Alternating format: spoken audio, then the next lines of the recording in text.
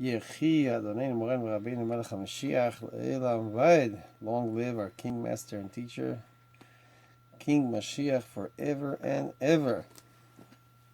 Hi everyone. How's everybody doing? I will try to give you a small synopsis, like a real nutshell summary of the talk, the most magnificent of all talks that the Rebbe gave during this Shobbos, 1992. The date was the 27th of Shvat. Something very amazing happened during this Shobbos. On the Wednesday before this Shobbos, Bush Sr., the father, back then, called on a meeting with Russia, superpower Russia, Soviet Russia. Back then, Yeltsin was his name, was the president of Russia. And Bush Sr. called on a meeting to talk with Yeltsin regarding peace. Unbelievable phenomenon. For years and years and years, since the start of creation,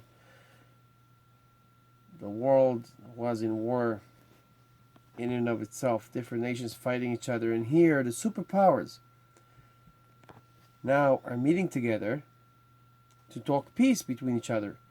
Talking peace means that they're going to disarm themselves. They're going to dismantle their nuclear warheads. This Cold War between the superpowers, the United States and Russia, has been going on for years and years. And there was always the threat and fear that someday, God forbid, they're going to demolish the entire face of the earth with those nuclear bombs. And all of a sudden, one bright day, Bush wakes up and thinks, I want to end this. I want peace. I don't want fight. I don't want wars anymore. I don't want killing. No bloodshed.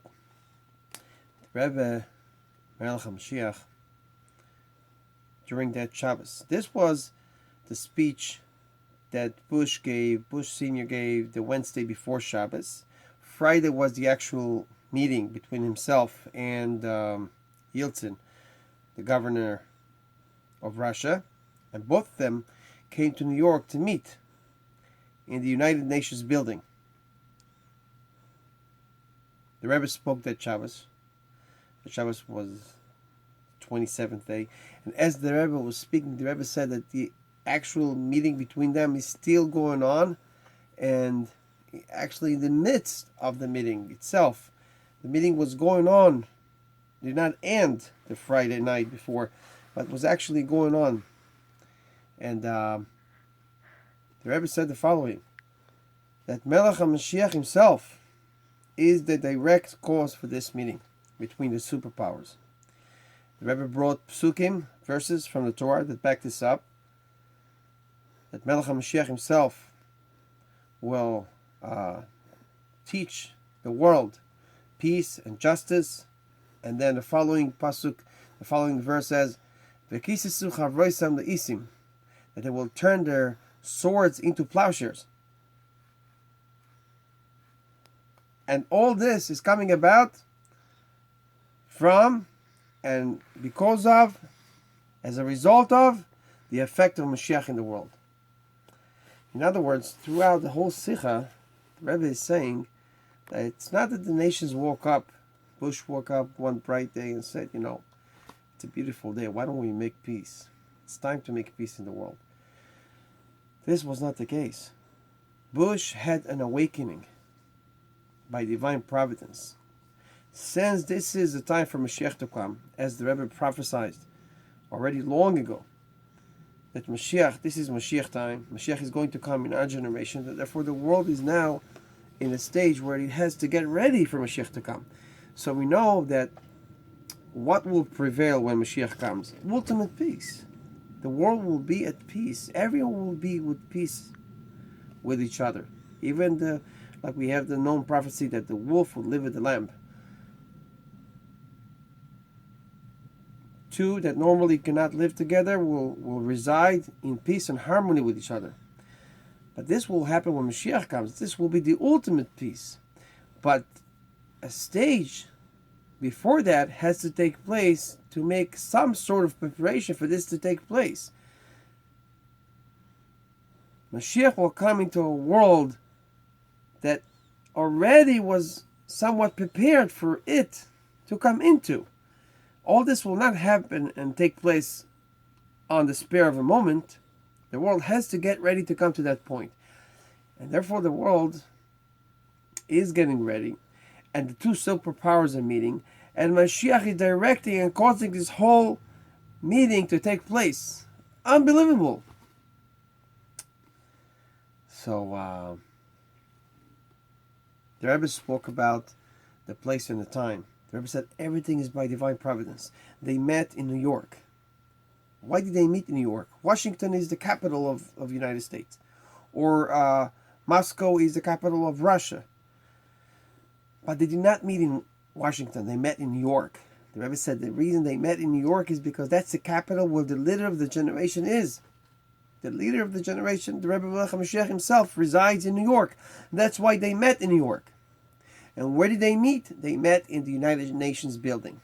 In the building where they would normally speak about peace and good things between the nations. Where all the nations come together, and when they decided to actually handle discussions regarding peace and things that will promote goodness universally for the whole world, they would actually come and make meetings in that building. The Rebbe said something very interesting.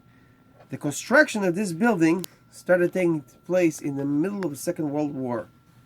When this decision took place, when the nations of the world saw that destruction is taking over the whole world, and it's really not going anywhere, and they decided, why don't we stop this? As we said, this was the reason the Moshiach is coming, and therefore the world is not getting ready for Moshiach to come. But Moshiach is causing all this to happen, that the world starts to change the train of thought that they were used to up until now, the ideology they were upholding to since the start of creation. And at that time, the previous Rebbe came to America. That was 1940. 1942 is when the construction of that United Nations building started. And then the Frierdiker Rebbe, the previous Rebbe, started sending shluchim, started sending his emissaries all throughout the world. Literally to every corner of the world. A lot of them never came back. As we know, a lot of them passed away wherever they were. Because of pogroms and killings. Jews were not allowed to practice Torah and mitzvahs fully wherever they were at. But as time progressed, the entire ideology of the nations came to change. And they decided to promote more and more peace and more things that will promote peace throughout the entire world. And then a lot of the nations around Russia overthrew the government and made a whole revolution against the existing government, which promoted murder and killing and that type of society like Russia had for the longest time. And when these regimes were overthrown, the Gulf War took place, and the Rebbe said that this is the year that Moshiach will show a lot of miracles to the Jewish people. And we have seen literally miracles that were unbelievable happening in Israel, where none of the Jewish people in Israel, residing in Israel, were hurt. And at the end of the Gulf War came 1992. And then, just one step backwards, 1991, this is when the Russian Iron Wall fell down, and thousands upon thousands of hundreds of thousands of Jews immigrated out of Russia into Israel and other corners of the world. Bigger immigration of Jews into Israel. And then this meeting came about. So this was a process which took place sometime. And the Rebbe says that right around that time, it's already 1992 is already 40 years after the hard work of the previous Rebbe, the Frierdiker Rebbe, Rabbi Yosef Yitzchak, implemented throughout the whole world with his emissaries, getting the world ready for Moshiach to come. And then the Rebbe stepped in when the previous Rebbe passed away and completed that work. And so this is the time when the world is already ready to usher in the age of Moshiach, and the Rebbe is coming in and putting in the final touch, making the superpowers meet together and decide that we have to dismantle all our nuclear bombs and make peace with each other as the last preparation for Moshiach to come. And this is when this meeting took place. And the Rebbe says something magnificent about the building. The building itself, the United Nations building, has the verse that they will turn their swords into plowshares right over the building. That very verse on the front of that building. And the Rebbe said that when this building was, the construction of this building was completed, when the Rebbe took the mantle of leadership, 1951. It took 5 years. And as the world was progressing towards the stage of getting ready, getting the final touch to get ready for Mashiach to come, at the end of that stage, the construction of that building was completed, which was 1951, when the Rebbe took the mantle of leadership over Chabad. The Rebbe became the 7th Rebbe of Chabad. This is an unbelievable sikha. And now we see that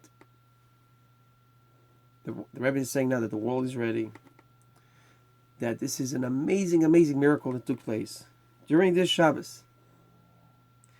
The Rebbe talks about the date. The date was 26th of Shvat. 26 we know is numerically equal to Hashem's name, Havaya. It was Erev Shabbos, because Erev Shabbos, the eve of Shabbos, the world is coming into a day of Shabbos. We know that the time when Mashiach will be like a Shabbos, like one long Shabbos. Yom Shabbos u'menucha l'chayei olam will be like one long day of Shabbos. Therefore, the whole meeting took place Erev Shabbos, going into Shabbos and continued on Shabbos. There's a lot more details to the Sikha. I cannot go into all the details, but I definitely very strongly advise that each and every one of you should go into it. By the way, we received a very big bracha when we first started this shir regarding Mashiach and Geula. The Rebbe said that he will make sure to increase the number of students, and that their personal bracha, their personal blessing will also increase. So I advise you to get into it, and I definitely believe 100% that anyone who's watching this, and will try, God willing, to do this every week, is definitely being blessed by the Rebbe with abundance of blessings to yourself, to your families, and you definitely multiply this when Bezat Hashem you'll share this with your friends.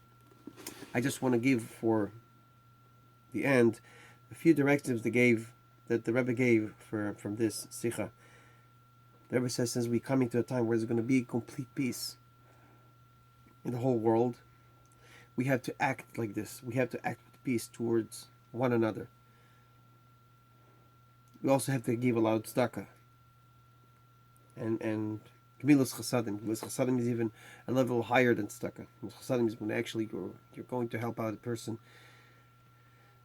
and stop him, God forbid, from falling off his feet, so to speak. You're helping him out in a way that he's not going to lose his business and affairs, so on and so forth. Then the Rebbe says, that your whole agenda when you're coming, when you're approaching to help your friend, should be your whole agenda in mind, your whole goal in mind is to help him, to make sure that he's helped at the end. Not just to, so to speak, do away and help him not as much as you can, but make sure that he's really helped at the end. And then the Rebbe says, Ve'asul mikdash. You should make for me a sanctuary. The Rebbe says something very interesting. The main sanctuary is in the heart of every Jew, right? Because it says in the pasuk clearly, I will dwell within them. So the Rebbe says, why does it say within them? Yeah, we all know that the Rebbe is saying that it's referring to every Jew. But the Rebbe is saying in the Sikha, the Rebbe says he adds another beautiful description to this. The Rebbe says that we know that the main sanctuary is in the heart of every Jew. I have not seen this in other places where the Rebbe says the main sanctuary. Beautiful. Where the Rebbe says, so where do we make a sanctuary? First of all, in our heart. It starts with our heart. We really have to make a sanctuary for Hashem in our heart, first of all. Think holy thoughts. Try to think good all day. Then the Rebbe says, second place where we have to make a sanctuary is in our house, our very house. Make our house as holy as it could be. Speak Torah, talk Chassidus, learn Chassidus in the house. Every room in the house, the kids should have a chitas and a pushka. As we know, a lot of times the Rebbe repeats this directive.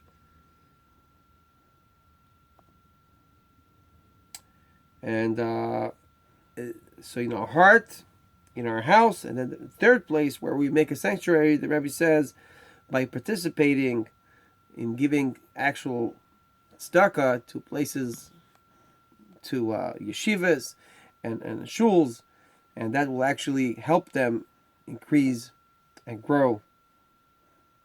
That's in this way we make a sanctuary. Another directive is, the Rebbe says, whenever we say Birkas HaKohanim in the morning,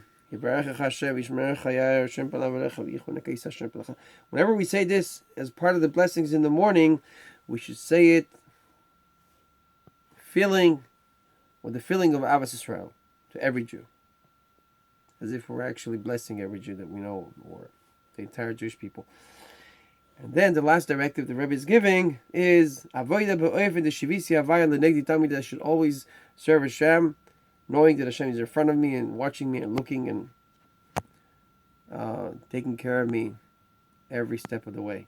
Thank you so much. I hope to meet you again next week.